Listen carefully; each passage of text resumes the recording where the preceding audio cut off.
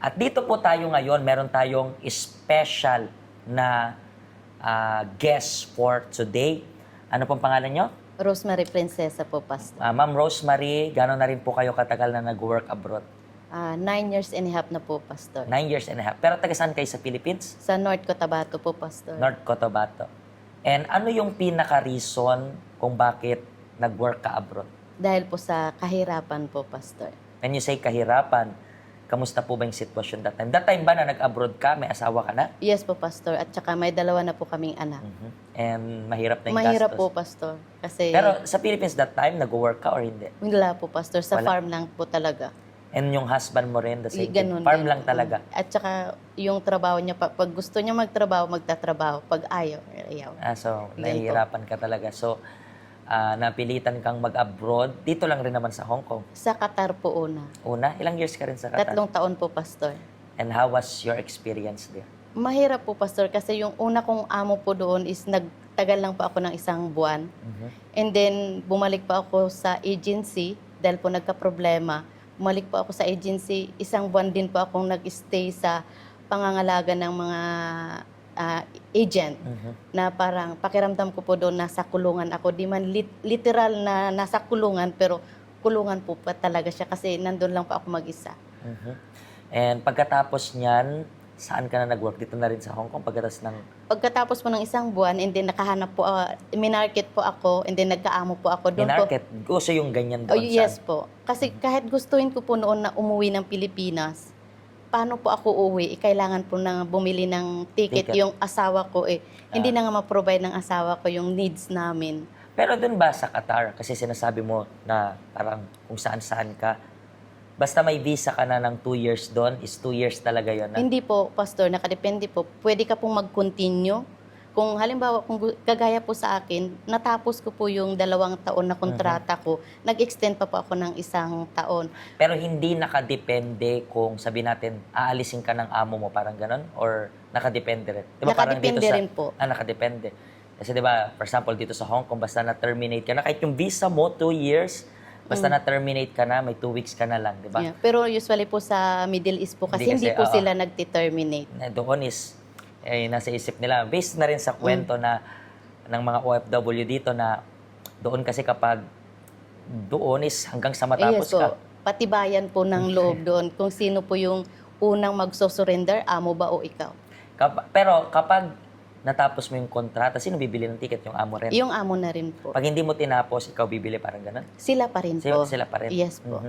So, doon hindi naman uso yung terminate, pero mahirap rin yung Yes pinagdadaan. po. Mahirap po, Pastor, kasi 3 po yung alaga ko.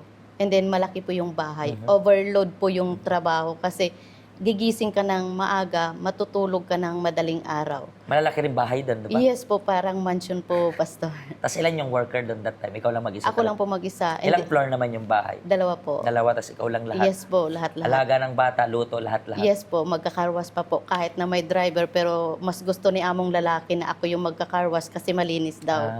So talagang all around ka. Limang- How about kapag Ramadan, kamusta? Mahirap po, Pastor, kasi halos walang tulog. Yung amo ko pong lalaki masilan sa sinasabi nilang yung togang puti. Nakakaya ko pong mamlansya ng 7 oras na nakatayo lang kasi kailangan matapos yung togang yon na walang gusot, walang dumi. Pag may gusot, itatapon ng among babae. So, uulitin naman po, lalaban ulit. And then after ng Qatar, saan ka naman next? Dito na po sa Hong Kong. Sa Hong Kong. Ilang years ka na dito sa Hong Kong? 6.5 na po, Pastor. And kamusta naman so far yung naging experience mo dito sa... Masasabi ko po yung experience ko dito sa Hong Kong, kung sa relasyon po ng amo, salamat sa Diyos, iba po sa Qatar sa ngayon kasi talagang magaan, mabuti po yung amo ko. So, while na nandito ka sa Hong Kong, isa lang yung naging amo? Yes po. Isa lang. So magaan nga talaga, di ba? Yes po. And paano mo naman na kilala itong health center natin? Paano ka nakapunta dito? Dahil po sa evangelist po, may nag-evangelize po sa akin kasi mula po nung dumating po ako dito sa Hong Kong 2019, may lagi na pong nag-evangelize sa akin. Pero hindi ko po, Pinapansin? nire-reject ko po lagi. Pero that time po, it was 2021. Yun po, nag-umpisa na po doon. And then, paano nakatulong yung health center sa'yo bilang isang OFW sa lahat ng napagdaanan mo? Yung malaki po yung tulong ng help center sa akin, Pastor. Lalong-lalo na yung pag-control sa emosyon financially dahil dito po sa Hong Kong, nakaranas po ako ng magkakasunod na financial scam. So sabi mo 3 beses ka na scam. Paano Yes, yun? po. Yung unang scam is about saan? Sa pyramiding po. Sa pyramiding. Sa Pilipinas po yun, yung kaibigan ko po. In-encourage po ako. So, And then yung pangalawa is ano naman? sa Bitcoin po. Bitcoin dahil naman. curiosity naman po yun. Sa una, magkano rin yung nawala sa'yo? 45,000 pesos po. Itong sa Bitcoin, Yung sa Bitcoin po, 15,000 Hong Kong dollar. 15,000 Yes Hong Kong po. dollar. So, it is equivalent sa mga magkano? Magkano? 100. Ha?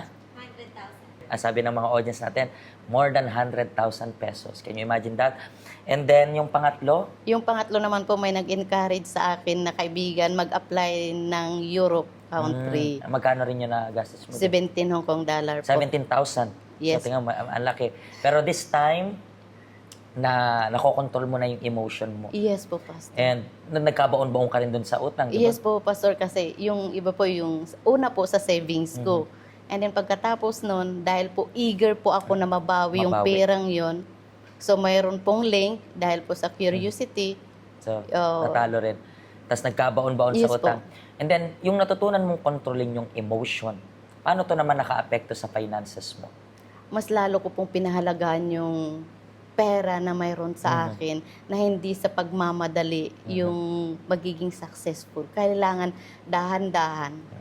Tingnan ninyo. Dahan-dahan. And how many of you, pag sinabing step by step, gusto nyong madaliin, and then nahuhulog kayo? Diba? How many times nangyayari? Kahit nga sa tao pag-aakyat tayo ng hagdan, kapag magmamadali ka, babagsak ka. And how many times the same thing sa finances? Unti-unti, kailangan nyo lang kontrolin yung sarili nyo. Kasi yung iba sa inyo, alam ninyo na dapat dahan-dahan lang. Wala lang kayong lakas na i-apply yan. Yun po yung reason kaya itong Empowering OFW ay para sa kababayan nating Pilipino. Makakarinig kayo ng seminar about sa inyo na magbibigay sa inyo ng isang guidance, isang direction kung paano ninyo aayusin yung buhay ninyo. In the same way na naayos niya yung buhay niya, gusto rin ng Diyos na maayos ninyo yung buhay ninyo. Maraming salamat po, Ate Rosemary, and then maraming salamat rin po para sa inyong lahat. At sa next episode, meron pa tayong next story na tutuklasin. Pagpalain po kayo ng Diyos. Hello, ako po si Pastor Joshua, dito po sa UCKJ Health Center, dito po sa Hong Kong. At yung mga napanood nyo pong testimony, ay mga testimony ng mga OFW dito sa Hong Kong. Pero I believe makaka-relate rin naman kahit nasaan po kayong bansa. Basta OFW. Ang health center po natin ay walang pinipiling religion. Base na rin po sa name, Health Center. Kung kailangan nyo po ng karagdagang information, nandito lang po sa baba lahat ng information na kailangan ninyo. Kontakin nyo lang po kami at magiging masaya po kami na matulungan ka, ma-assist ka, nasaan man po kayong bansa. Pagpalain po kayo ng Diyos.